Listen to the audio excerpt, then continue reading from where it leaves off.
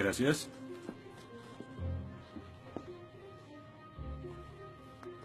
Disculpe, señor... Wheaton. Josh Wheaton. Señor Wheaton, ¿le pasa algo? No puedo hacer esto. No puedo hacer lo que pide, soy cristiano. No, no se preocupe, aún puede regresar a su dormitorio. Arrodillarse y llorar al lado de su cama si quiere. Lo que haga con su vida es su problema, pero lo que haga aquí en la clase es el mío. Yo no puedo. Muy bien, señor Wheaton. Déjeme explicarle la alternativa. Si no puede admitir que Dios está muerto para el propósito de esta clase, entonces tendrá que defender la antítesis de que Dios no está muerto y será enfrente de la clase, en el atril. Y si falla, que de hecho lo hará, perderá esta sección que equivale al 30% de la nota final de este curso. ¿Lo acepta? ¿Quién decide si gano o pierdo la discusión? Pues yo lo haré. Es mi clase. Yo dirijo. La evaluación es mi privilegio. Con todo respeto, pero no creo que sea objetivo. ¿Y qué es lo que propone? Bien. ¿Y qué tal ellos? Bien, es interesante, pero ¿por qué darles el poder a ellos? Ya los convenció. Lo que debo hacer es desconvencerlos, para que admitan su error.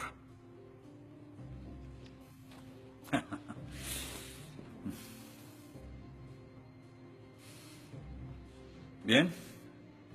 Señor Wheaton, tendrá 3 sesiones los últimos 20 minutos de las próximas 3 clases para que exponga su punto.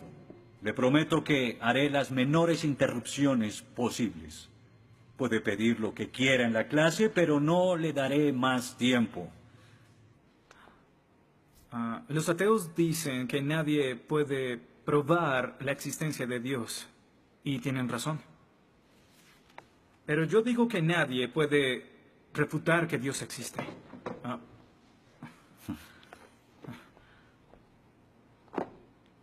Pero la única forma de debatir este asunto es observando la evidencia disponible. Y es lo que vamos a hacer. Pondremos a Dios en un juicio. Con el profesor Radisson como fiscal y yo como el abogado defensor. Y ustedes como el jurado.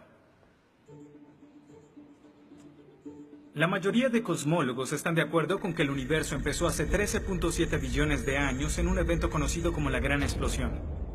Ahora, analicemos la descripción del físico ganador del premio Nobel Steven Weinberg de cómo habría sido la Gran Explosión y, ya que él es ateo, podemos estar seguros de que no hay ninguna inclinación religiosa en su descripción. Al principio, hubo una explosión y en 3 minutos, 98% de la materia que hay o habrá se produjo.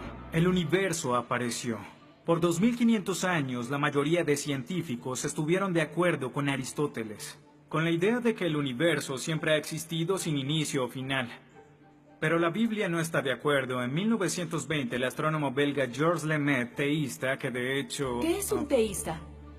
Un teísta es alguien que cree en la existencia de Dios. Dijo que todo el universo saltó a la existencia en un billonésimo de segundo.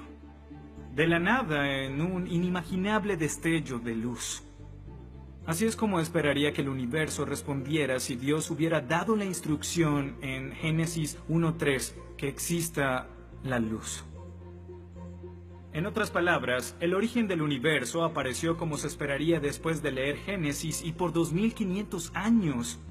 La Biblia tiene razón y la ciencia está equivocada. Todo apunta a un Dios que lo creó, verán. En el mundo real no se ven cosas que se salgan de la nada, pero los ateos quieren hacer una excepción en esta regla. Específicamente en el universo y... Pero en su libro El espejismo de Dios, Richard Dawkins dice que si me dices que Dios creó el universo, entonces tengo el derecho a preguntar quién creó a Dios.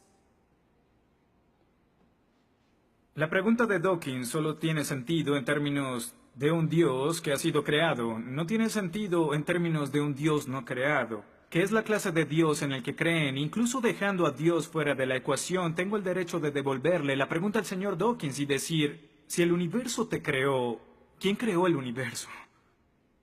Ven, tanto teístas como ateos están agobiados por contestar la misma pregunta de cómo iniciaron las cosas. Lo que espero que entiendan de esto es que no hay que cometer suicidio intelectual para creer en un creador tras la creación, y en la medida que descarten a Dios, se verán obligados a encontrar una increíble explicación de cómo las cosas iniciaron.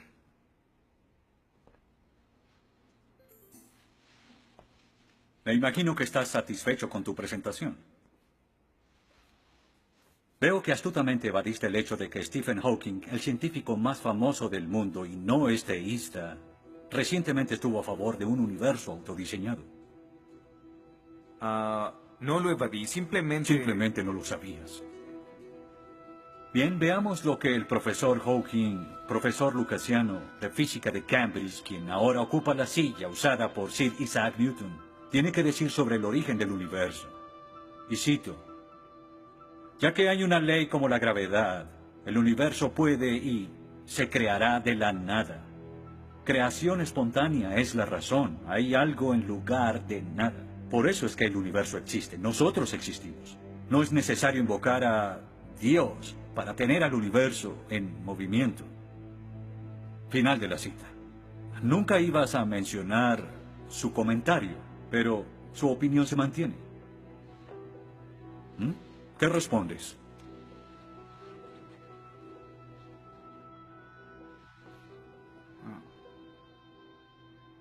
No sé. ¿No sabes? Pinché el globo de todo tu argumento con un solo alfiler y... ¿tú no lo sabes? Oh. Señor, me gustaría decirle que tengo la respuesta perfecta, pero no quebranta mi fe. Oh, ok. Así que el más grande cerebro científico de toda la historia dice que Dios no es necesario, pero un estudiante de primer semestre dice, oh, sí lo es. Wow, ¿sabes? Va a ser una decisión muy difícil. Pues estaré pendiente la próxima semana. Se acabó la clase.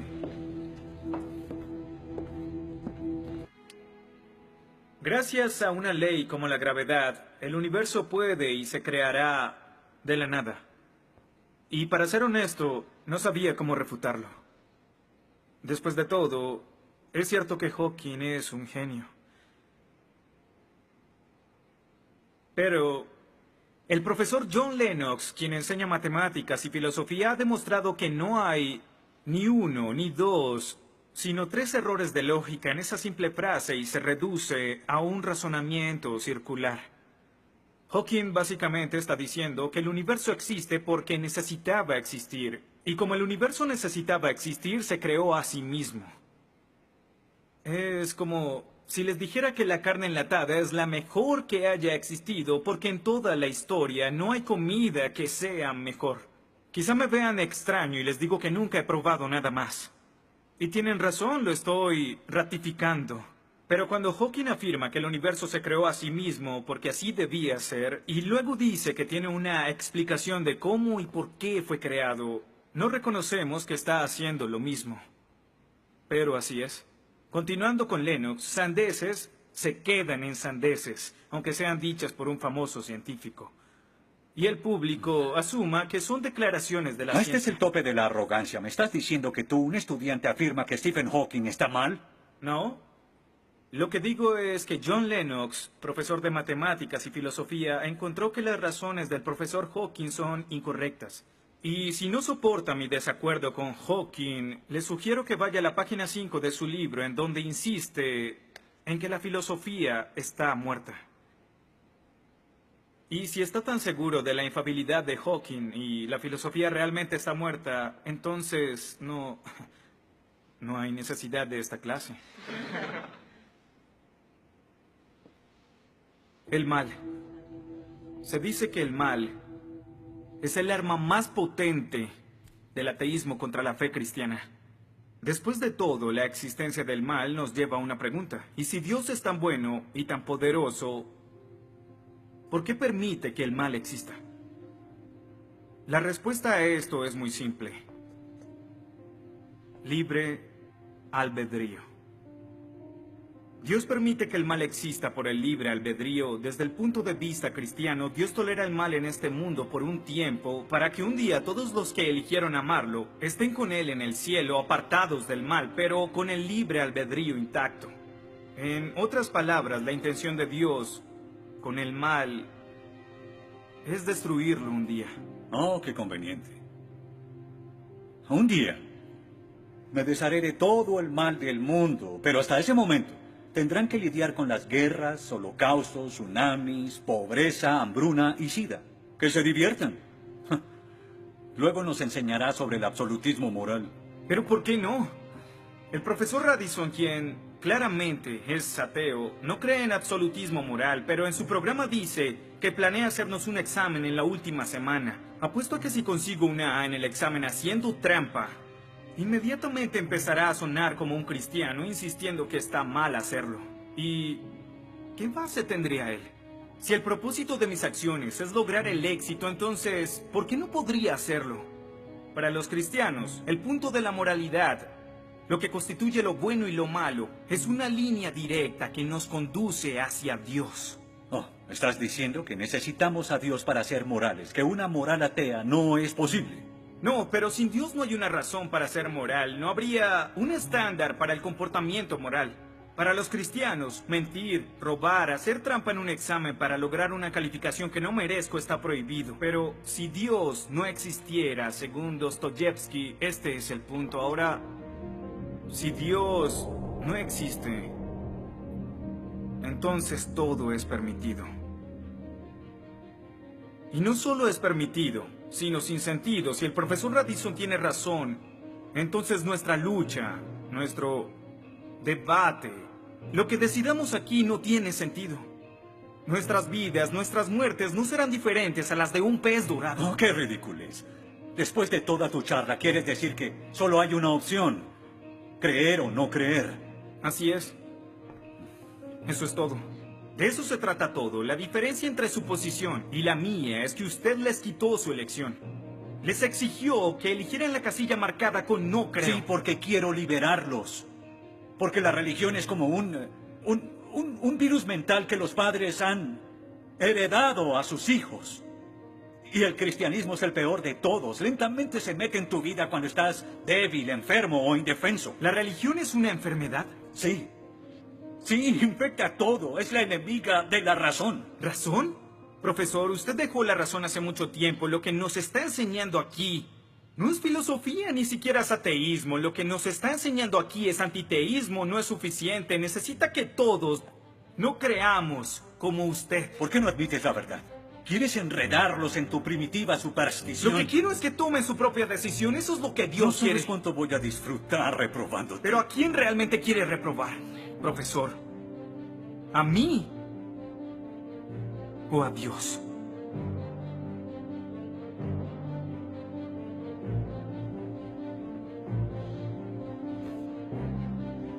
¿Odia a Dios? Ni siquiera es una pregunta. Ok. ¿Por qué odia a Dios? Esto es ridículo. ¿Por qué odia a Dios? Responda la pregunta. ¿Ha visto la ciencia y los argumentos? La ciencia avala su existencia, conoce la verdad. ¿Por qué lo odia? ¿Por qué? Esta es una pregunta simple, profesor. ¿Por qué odia a Dios? Porque Él me quitó todo lo que era importante para mí. Sí, yo odio a Dios. Todo lo que siento por Él es odio.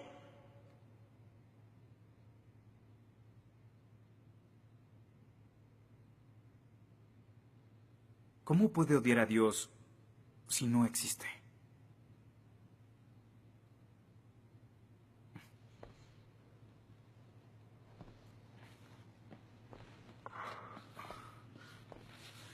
No probaste nada.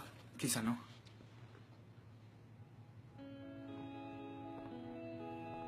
Ellos deben elegir.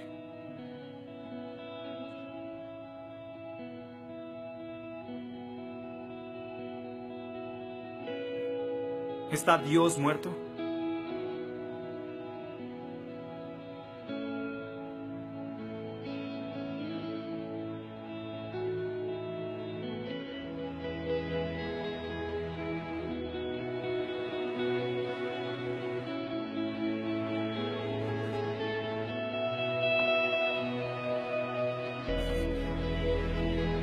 Dios no está muerto. Dios no está muerto. Dios no está muerto. Dios no está muerto. Dios no está muerto. Dios no está muerto. Dios no está muerto. Dios no está muerto. Dios no está muerto. Dios no está muerto.